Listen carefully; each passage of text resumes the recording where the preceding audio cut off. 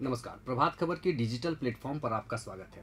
Health is wealth के आज के अंक में हम बात करेंगे कोरोना पर, क्योंकि कोरोना इसलिए इस सप्ताह का मुद्दा हम लोग लेकर के आए हैं क्योंकि कोरोना ने दस्तक दे दिया है झारखंड में भी विगत कुछ दिनों में 3 से 4 केस मिल चुके हैं कोरोना के। क्या कुछ है, क्या सावधानी बरतनी चाहिए, कौन कौन सी जांच इसमें प्रमुख है, इन तमाम बिंदुओं पर बातचीत करने के लिए आज हमने अपने स्टूडियो में आमंत्रित किया है सदर अस्पताल की पैथोलॉजिस्ट डॉक्टर श्वेता सुस्मिता जी को। मैम, आपका स्वागत है। और सबसे पहले हम ये जानना चाहेंगे कि कोरोना का ये जो नया वेरिएंट है वो कितना खतरनाक है। जो हमारा नया वेरिएंट है वो एक्चुअली 2021 में साउथ अफ्रीका में डिटेक्ट हुआ था जी। वो हमारे भारत के लिए वो नया है, तो वो इतना खतरनाक नहीं है जितना हमारा डेल्टा और अल्फा था जी। बट सावधानी तो हमें बरतनी पड़ेगी इनमें भी। इनके 2 वेरिएंट हैं, NB 1.8 और LV 7। और जेन करके जो कह रहे हैं लोग, वो भी बहुत माइल्डर वर्जन है। बट सावधानी तो हमें किसी भी केस में बरतनी ही होगी जी। सबसे ज़रूरी सावधानी में हमारा जो हमें लेना चाहिए प्रिकॉशन, वो मास्क है जी। और हमें दूरी बनाकर चलना चाहिए। और हमको एक और चीज़ रखनी चाहिए सावधानी कि ज़्यादा से ज़्यादा घर पे रहें और ज़रूरत के बिना घर से ना निकले, क्योंकि ये कंटामिनेशन छूत की बीमारी है। ये एक चीज़ आपने कहा कि सिविरिटी उतनी नहीं है, खतरनाक नहीं, तो क्या ऐसा है कि घर में अब हम लोग बंद रहे या फिर उतनी खतरनाक स्थिति नहीं बन पाई है अभी? जो मुझे लगता है खतरनाक स्थिति तो नहीं बन पाई है, लेकिन खतरनाक स्थिति तब बनती है जब हम अपने बीमारी को लेकर लापरवाह बनते हैं जी। लापरवाही नहीं रखनी चाहिए। और काम तो डे टू डे काम नहीं रुकेगी, डे टू डे काम हमारी चलती रहेगी जी।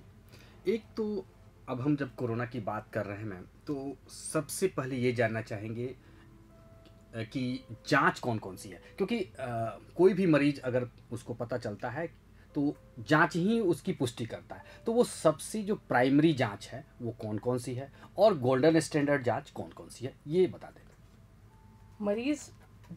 आजकल मरीज गूगल बहुत करते हैं जी, जो हमारे लाइफ के लिए सबसे बड़ी डिसएडवांटेज है। बहुत बार पेशेंट कोविड के नहीं होते हैं, वो जनरल फीवर, जनरल फ्लू भी, क्योंकि अभी सीज़न ऐसा चल रहा है हमारा कि बहुत सरद गरम ऐसा हो रहा है, घर में सब AC यूज़ करते हैं, बाहर धूप रहती है, तो उसकी वजह से भी फीवर काफ़ी तेज़ होती है। हमारा कोविड, अगर किसी को लगता है कि मुझे कोविड हो रहा है, तो उसका 2 संकेत उसके 2 सिम्टम्स बहुत स्ट्रांग हैं। वो है एक सांस में दिक्कत आएगी, और उनको दूसरी बात, लॉस ऑफ टेस्ट तो 100% उनका होगा। सांस में दिक्कत आएगी और लॉस ऑफ टेस्ट, ये 2 चीज़ों पे हमें ध्यान देना है। हालांकि वायरल में भी लॉस ऑफ टेस्ट होता है, बट इतना स्ट्रांग नहीं होता है जी। तो हमें ये 2 चीज़ों पे ध्यान देकर पैनिक नहीं करना है। सबसे बेसिक टेस्ट जो हमारा स्क्रीनिंग टेस्ट जिसको कहते हैं, वो हमारा रैपिड किट मेथड होता है, जिसमें हम लोग नेजल स्वैब, नेजो ओरोफेरिंग स्वैब, ये 2 लेते हैं और वो किट से करके तुरंत उसकी पुष्टिकरण करते हैं कि नहीं ये कोविड है। अगर पॉजिटिव आता है तो पेशेंट को बताते हैं। दूसरा जो टेस्ट है, आप ट्रूनेट की बात कर रही थी जी। ट्रूनेट टेस्ट हमारा, उसकी सर्टेन लिमिट, मतलब हम अगर बहुत पेशेंट एक साथ हमारे अस्पताल में आ गए तो ट्रूनेट का लिमिटेशन है। हमारी छोटी मशीन होती है ट्रूनेट की, तो ट्रूनेट मशीन जो होती है उसमें एक साथ हम लोग मैक्सिमम 6 टेस्ट या 10 टेस्ट कर सकते हैं। तो कहीं भी, या सरकारी व्यवस्था हो या प्राइवेट व्यवस्था हो, कोई भी 10 मशीन तो खरीद के नहीं रखता जब तक हमारा पैंडेमिक या वैसा कुछ नहीं आता है। तो हमें ट्रूनेट में लाइक रिपोर्ट की भी टाइमिंग वही 3-4 घंटे होती है। तो हमें हमेशा RT-PCR, अगर स्क्रीनिंग में कंफर्म हो गया है कि कोविड है, तो हमें फिर RT-PCR के लिए ही जाना चाहिए जी। तो आपने जैसे कहा कि सबसे पहले जो स्क्रीनिंग का है रैपिड, उसके बाद से ट्रूनेट, उसके बाद गोल्डन स्टैंडर्ड जो जांच है रियल टाइम PCR, RT-PCR है। एक चीज़ RT-PCR जांच में हम लोग CT स्कोर देखते हैं, तो वो CT स्कोर, वैसे तो ये आम आदमी के लिए उतनी जानकारी की ज़रूरत नहीं है, लेकिन फिर भी अगर जानना चाहें तो CT स्कोर के लेकर के लोग गूगल भी करते हैं, तो कितना होना चाहिए और कितना के बाद वो खतरनाक है? CT score less than 10 is like worrisome वो हमको ध्यान रखना है।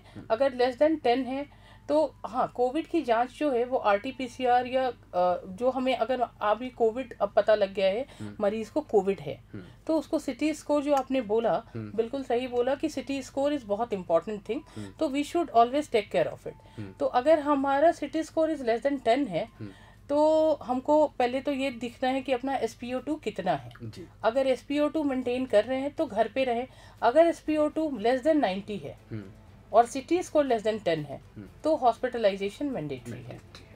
जी, एक तो जब पॉजिटिव हो गया व्यक्ति, आपने जो बताया कि अगर 10 से कम सिटी स्कोर हो, सांस लेने में दिक्कत हो रही हो तो अस्पताल में भर्ती रहना चाहिए। अगर ये सब कुछ ठीक रहे या अगर यह भर्ती हो गया तो दोबारा जो एक जांच की प्रक्रिया होती है नेगेटिव की, वो कितनी देर बाद होनी चाहिए? अगर हमारा सब कुछ ठीक है, हमें सांस लेने में कोई दिक्कत नहीं आ रही है, हमें फीवर तेज़ नहीं है, मतलब मरीज़ को फीवर तेज़ नहीं है, सब कुछ विद इन नॉर्मल लिमिट है, बट कोविड डिटेक्टेड है, ओमिक्रॉन का जो भी वेरिएंट डिटेक्टेड है या अल्फा बीटा डिटेक्टेड है, तो we should stay at home and after 5 days we should get repeated to get negative report. अगर नेगेटिव नहीं आ रहा है तो पैनिक ना हो, फिर आप उसके 3 दिन बाद फिर से करवा लें। जी हाँ, कई बार ये देखा गया है कि कई बार कराने के बाद डेड सेल्स भी कभी कभी पॉजिटिव आते हैं। कर देते हैं रिपोर्ट को। तो मतलब हमको लगता है कि 5 दिन के बाद दूसरा फिर अगला जो है दोबारा कराते हैं तो 5 दिन, और फिर तिबारा कराते हैं तो 3 दिन के बाद फिर करा सकते हैं। एक सबसे बड़ी जो लोगों में अभी जो संकट का समय है, लोग कंफ्यूज हैं, भ्रमित हैं कि वो जो वायरल फ्लू है, तो वायरल फ्लू कितना मतलब अभी जो चल रहा है उसमें और कोरोना में क्या डिफरेंशिएट करें, कैसे हम पहचानें कि अब हम कोरोना से पीड़ित हैं या सामान्य फ्लू, या डॉक्टर ही इसका निदान कर पाएंगे? नहीं, आम जनता के लिए एक बहुत बेसिक चीज़ बताना चाहती हूँ। जैसा कि मैंने बोला, अभी ट्रांजिट फेज है सीजन का, लाइक मॉनसून आने वाला है, गर्मी ख़त्म होने वाली है, तो कभी बारिश कभी धूप, तो इसकी वजह से हमें हमारे हेल्थ पे एडवर्स इफेक्ट है। हमारा लाइफस्टाइल भी आजकल ऐसा है, फ्रिज का पानी पीना, आइसक्रीम खाना, ये सब तो वो ऐड ऑन करता है हमारे वायरल फीवर के लिए।